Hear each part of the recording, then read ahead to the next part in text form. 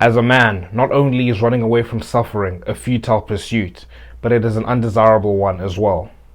Life is suffering. Now, there are two areas I'd like to speak about. There's 2 points I'd like to make about this notion of that life is suffering. The first thing is that life always has problems. You can't run away from them.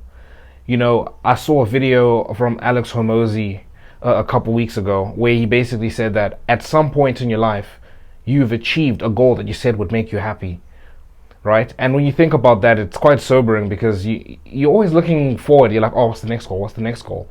And that's not like a mistake in the way of living life, really. Like it's a feature, right? It's supposed to be like that. We're humans. We're made like that. There are always going to be problems in life. You could pick anyone in the world that you want to pick out. You might say this person has the perfect life or this person has a really crappy life.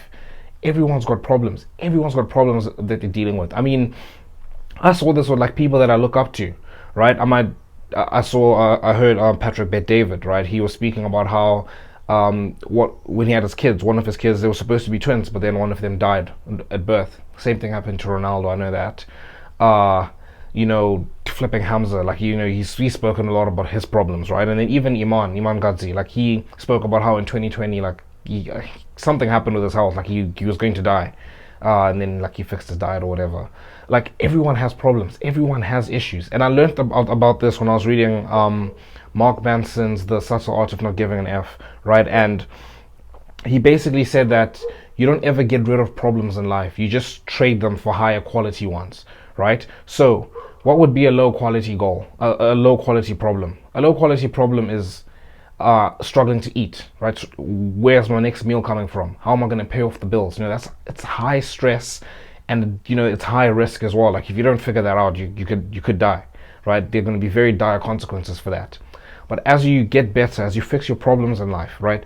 The level of problems you're solving now it's higher quality. It's like when you're rich or when you've sorted out everything in your life, it's sort of like, oh, where are we going on holiday?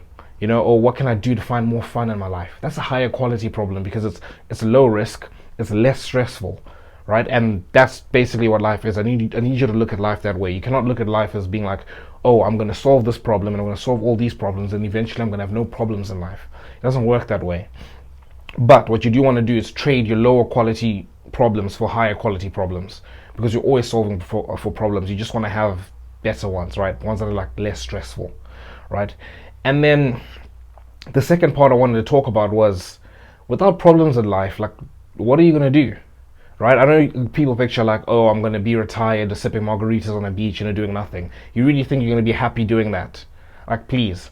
Like, humans are not built that way. In fact, there is a common idea or a common acceptance in the world of philosophy that like humans, if they were to live in a utopia, they would break something just so something exciting happens. I heard this from Jordan Peterson. I've heard him say it a couple of times, right? Like, we're so built for problem solving that if we were to live in a utopia where everything is perfect, you give humans everything they want, we would tear it apart, or we'd smash something just so something exciting happens. Because we're humans, we're problem solving machines, and that's where the joy in life is derived from, right? And that meaning where it says life is suffering, it's kind of freeing, right? Because it's like, oh, well, when suffering happens, it's part of life. But it's also where the meaning in life comes from, right? It's where the happiness comes from. There are studies that show that, like, we've heard about enjoy the journey, not the destination. And it's become sort of like a cringe quote that's thrown around, but there's so much truth and wisdom in that quote. There are studies that show that positive emotion is it's barely ever released upon the achievement of a goal, but rather it is released towards the progress of a goal, right? So I absolutely butchered that. So basically, you don't get happy emotions from achieving a goal, you get them from making progress towards a goal, right? When you think about, oh, I'll be happy when I achieve this goal, no, you're happy when you're working towards the goal. That's where the joy comes from. I don't know if you guys have ever heard of like athletes that have achieved like the pinnacle of their sport. They've achieved like everything that they've wanted to achieve, like that big thing. And then it hasn't just been athletes, like just people in general, like they've achieved that thing. And then the next day, or they go through an identity crisis. Because for them it's like, I've achieved it. first of all, it's not everything they thought it would be, because it's like you think that, oh, when I achieve this goal, it's going to be like elation, it's going to be amazing, and it is, but it's only for a certain period, right? It's a very short period as well. You're happy when you do achieve it, but then, you know, a couple days later, it's kind of like, what's next, right? And that is what human life is like. So the theme that I want to talk about in this video is that you cannot run away from suffering. It is futile. It's impossible to run away from it, because you're always going to have problems in life. But it is also undesirable, because without like problems in life, you're not going to have like meaning. Meaning comes from your problems, right? It does come from your problems. It also comes. I'm not going to go too deep into this in this video. I'm just going to just speak about it a bit.